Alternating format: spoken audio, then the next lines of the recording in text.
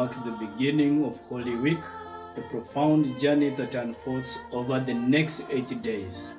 It commences with Jesus' glorious entry into Jerusalem, a moment that foreshadows the ultimate triumph celebrated in St. Paul's letter to the Philippians.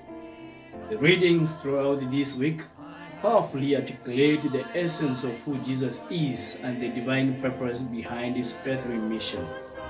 They serve as a poignant reminder of his unwavering commitment to proclaiming the good news of God's boundless love for humanity. Yet within our liturgy today, we encounter striking juxtaposition of emotions and experiences. We begin our celebration with a jubilant account of Jesus being joyfully welcomed into Jerusalem. There the crowd exclaims, "Hosanna, Hosanna in the highest." He received the honor and adoration he truly deserved, and the atmosphere was charged with enthusiasm and hope. But this excitement quickly turned into shock and horror as we enter more deeply into today's readings.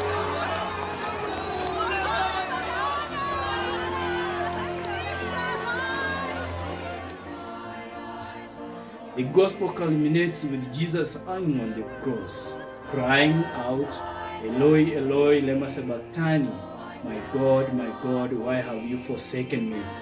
And with that, Jesus gave a loud cry and breathed his last. How things can change. What happened to all the people who were shouting and praising him as he entered Jerusalem? How could they allow him to be crucified? At any time, Jesus could have exercised his divine power and refused to embrace his cross. But he didn't. Instead, he willingly walked through this week, anticipating and embracing the suffering and the rejection he received. And he didn't do so begrudgingly or even with regret. He embraced this week willingly, choosing it as his own will. Why would he do such a thing? Why would he choose suffering and death? Because in the Father's perfect wisdom, the suffering and death was for a greater purpose. God chose to confound the wisdom of the world by using his own suffering and crucifixion as the perfect means of our wholeness. In this act, he transformed the greatest evil into greatest good.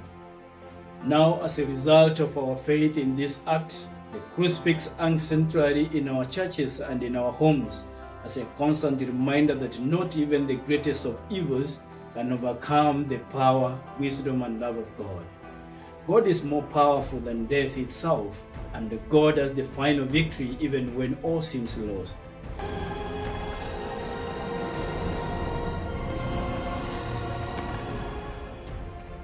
Let this week give us divine hope, so when we can be tempted toward discouragement, and even worse, we can be tempted towards despair.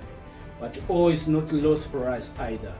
Nothing can ultimately steal away our joy unless we let it. No hardship, no burden, no cross can conquer us if we remain steadfast in Christ Jesus, letting him transform all we enjoy in life by his glorious embrace of his own cross. My glorious King, you are worthy of all praise and adoration. Hosanna to you, Hosanna in the highest. Draw me into your glorious passion, dear Lord, and help me to see the glory of your cross.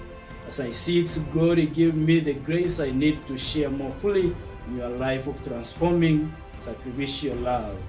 When I am tempted to despair, give me hope. Help me to see your presence in all things, even those things that are most troubling to me. May this Holy Week transform my darkest moments and weakness as I surrender all to you, my God. Jesus, I trust in you.